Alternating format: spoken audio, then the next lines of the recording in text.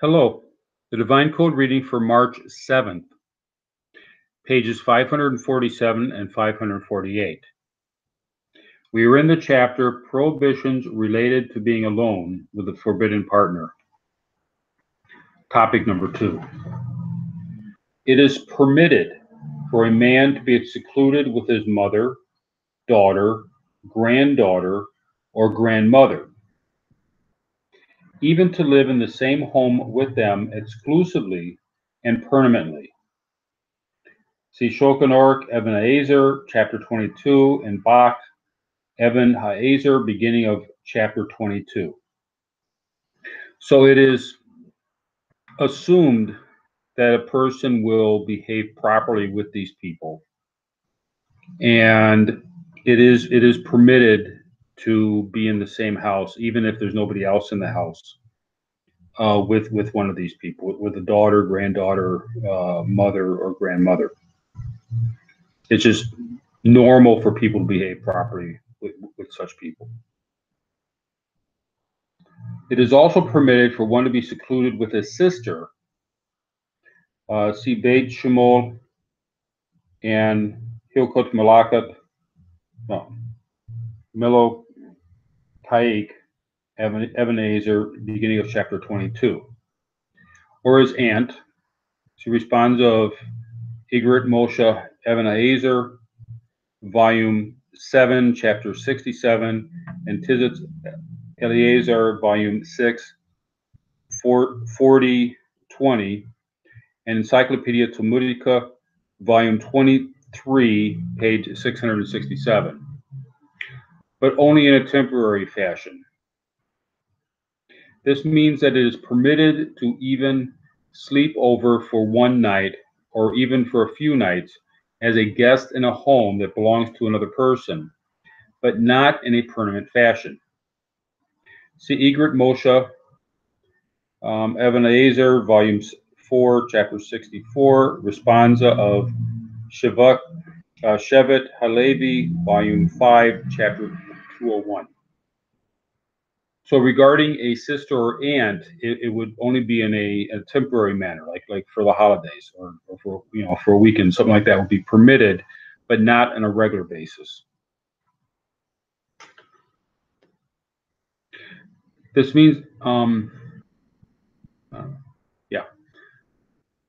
it appears that they need to sleep in separate rooms, in which case it is permitted even if the house is locked, and even if the bedrooms are not locked. However, they should not sleep in the same room, since this would be immodest. So it's just improper for these people to be in the same room, even if they're close relatives. It would be improper for them to be sleeping in the same room, because that would not be the way of modesty. A Gentile man is permitted even to be secluded with those relatives after they have been married, because a decent person has no lust for those close relatives. See Encyclopedia Talmudica, volume 23, page 669.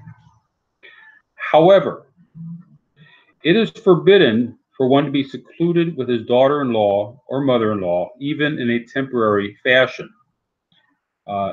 Igrit Moshe Even HaEzer, volume 7, chapter 63, Tizit Eliezer, volume 6, 40 and 20, 40-20. They say these words regarding a Jew, and the same would surely be true for a Gentile. So a lot of the Jewish law, there's logical components to it. It's not just things that are in the Torah and we don't understand, but there's a lot of logical components to what's in the Torah, and to the extent that it's logical, then it would also apply to Gentiles, and especially in this area. Topic number 3. Any restrictions involving seclusion with a sister is only after she and the brother have grown up and left the home of their parents.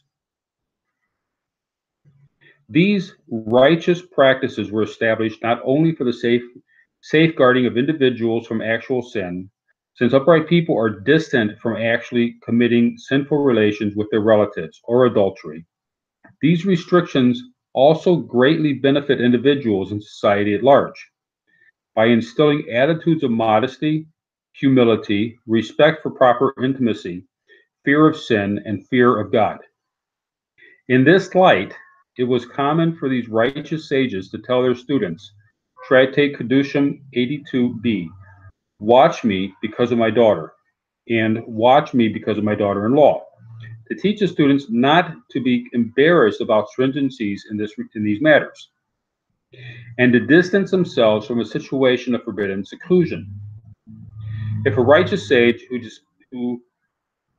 who despised the very thought of sin and committed such actions to be completely repulsive would be so careful, how much more should his students who are not so completely righteous, and how much more should we? So we learn from the example of these righteous people that they follow the rules of modesty and the rules of avoiding seclusion. If they need to avoid these things and they tell their students, watch me, so I'm not doing anything improper, and that instills in the students, and it should also instill in us, the necessity of these things. There's a story of a rabbi who, he was an elderly rabbi, and an elderly woman came to him for advice. And when she came in the office, she closed the door behind her. Now that places them into a immodest situation. And the rabbi left the office through the window. He didn't want to go through the door because that would take him past the woman. Now, the idea is that the students were saying, well, this is absurd. You know, she's like in her 80s, and the rabbi was also up there in age, and just go over, open up the door. It's not a big deal. But what he was doing was he was giving an example to those watching, and people were watching him climbing through the window to leave the office because that was the quickest way out. It must have been a low window.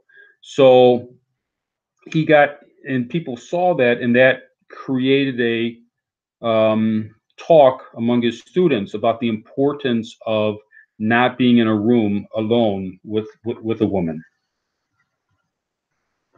And that's the way we should also feel about this.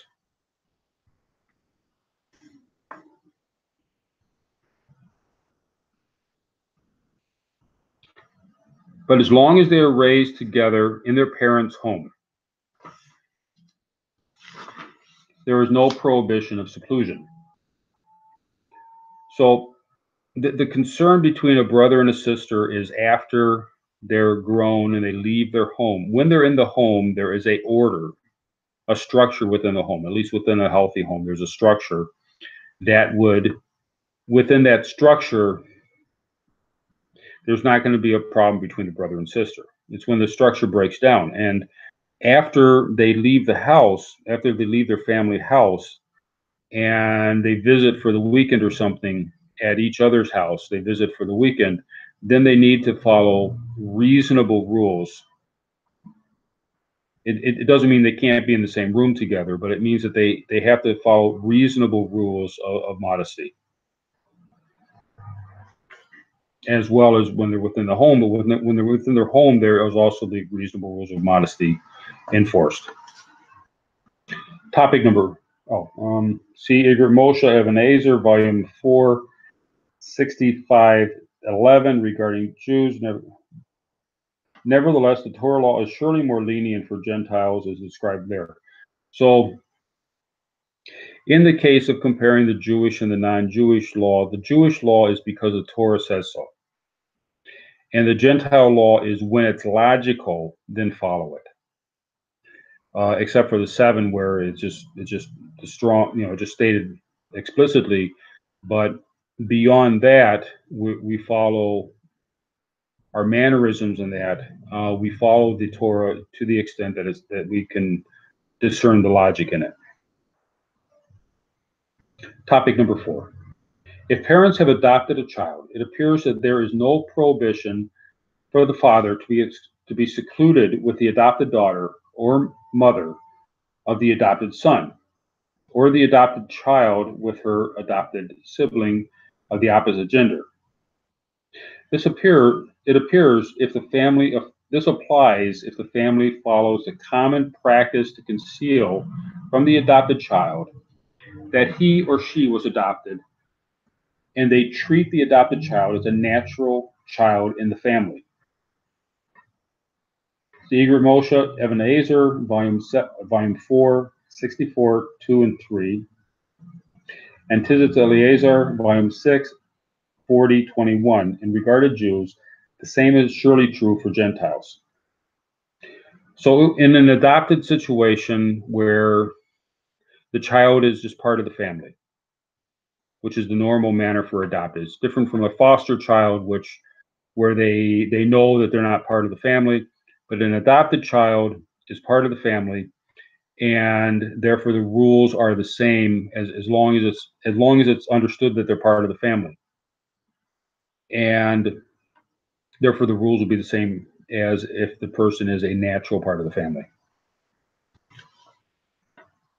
This only applies until the adopted child or children have matured, but after the person is found out that he or she was adopted and they left the house,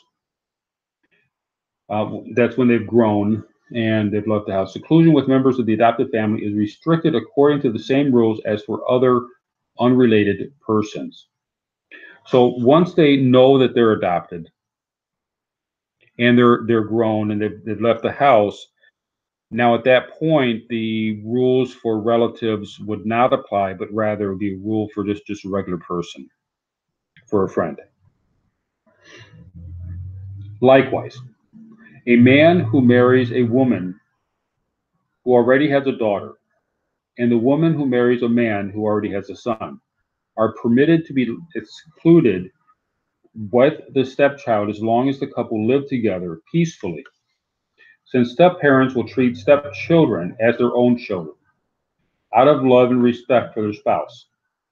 Furthermore, step-parents will fear that any wrong action with a stepchild will become known and cause estrangement from the spouse. Even though regarding Gentiles, we don't say that a man's wife surely guards him. And that'll be in a couple days reading in topic 10. This is nevertheless a difference. A woman will be less likely to remain quiet after discovering that her husband had cohabited with a daughter, and she would not allow him to do so, more so than if he had cohabited with any other woman. So a woman is going to guard her daughter in this manner. Parents will guard their children in this manner. So because of that, if it's if they have a spouse and the spouse is the step parent, the natural activity, the natural mannerism is that the natural parent is going to protect their child, and therefore, as long as the household is operating properly, then seclusion would be okay in that situation amongst those people. This only applies with decent, upright people, but it is forbidden to be secluded within modest and suspected people in any situation, with the usual exception of a person with his or her natural parent, child, sibling, grandchild, or of the opposite gender.